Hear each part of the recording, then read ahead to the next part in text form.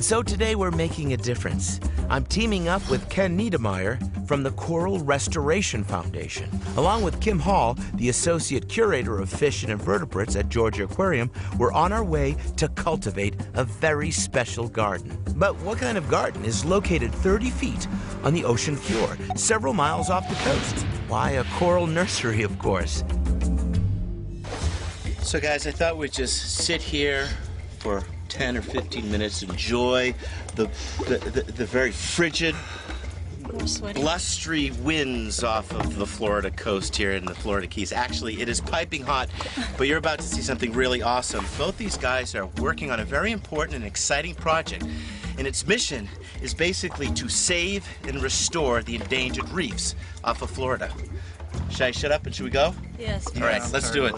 Let's do it.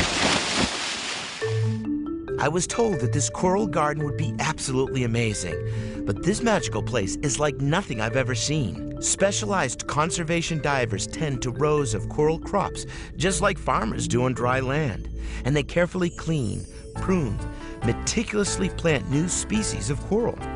Coral that will one day help rebuild reefs and save an entire ecosystem. Already the promise of new ocean life is taking hold around this garden, and swimming amongst the corals, it gives me hope that maybe someday, through tireless efforts and education, balance will return to the ocean and the coral reefs will be saved. Now, staghorn coral is a very important species of coral here along the Florida Keys and other parts of the world. For an ecosystem like this, coral is the foundation of life.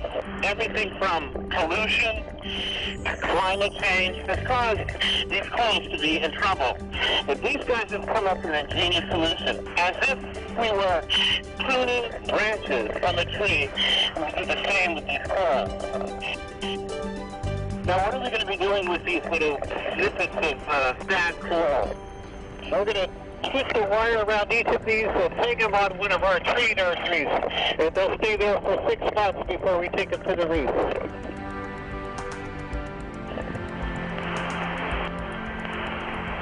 You can see that they're using this tree-like structure right here, which has been anchored to the ocean floor.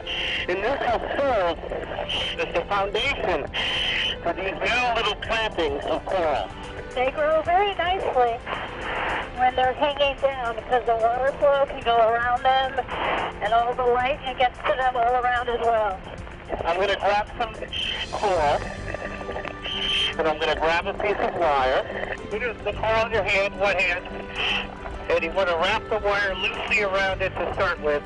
That looks real good. Now you just find a hole, stick it through the hole,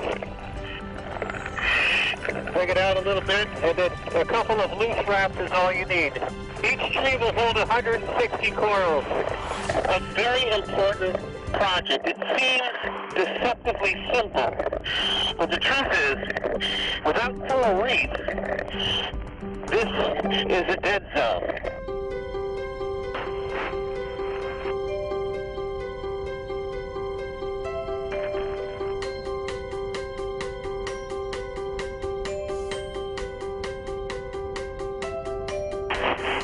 Our last task. We're going to bring all these corals to the surface now. These precious and incredibly vital little branches of coral are now ready for their new home a few miles away on Molasses Reef, where hopefully they'll take hold, grow, and multiply.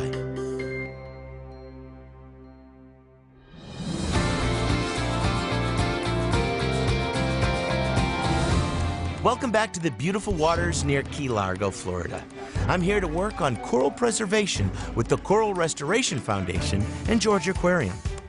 All right, guys, here's the plan. Now that we've harvested our 1-year-old branches of staghorn coral, which we're growing about a mile away at the nursery, we're ready to replant them. And it's going to happen here.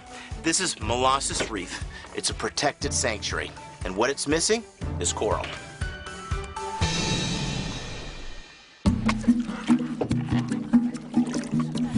Molasses Reef is a part of an underwater wildlife sanctuary here along the coast of Florida. And this is one of the only places in North America where you can find wild coral reefs. It would be easy to get lost here, but Ken Niedermeyer of Coral Restoration Foundation and Kim Hall of Georgia Aquarium know this place like the back of their hands. This is another area we planted about 3 years ago. All this stuff here. And you can see how they've become a magnet. They've become a mecca for life, clustered around this field, this precious stretch of coral. This is an area that we planted 3 years ago, and it's doing pretty good. But if you look right up here, it all died in the last 2 weeks. I guess the good side of this is that we have some friends of ours that are researchers. They're out here studying this while it's happening, trying to figure out what the cause is it. See these little cells right here? Their most favorite meal? Stag-on coral. But they got a predator that keeps them in check. That's the spiny lobster. Unfortunately, spiny lobsters have a predator. That's us. So when we eat some of these spiny lobsters, when we overharvest them, the population of these snails gets out of hand, and it's the coral that pays the price.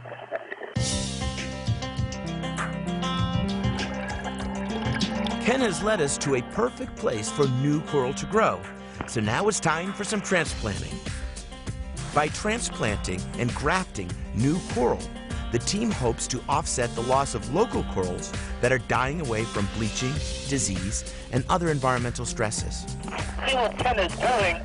He has this little, I'm a gold miner hammer, and basically he's hammering and scraping and knocking away and removing a layer of algae and other materials, trying to get down to the bony, stony structure of the reef underneath.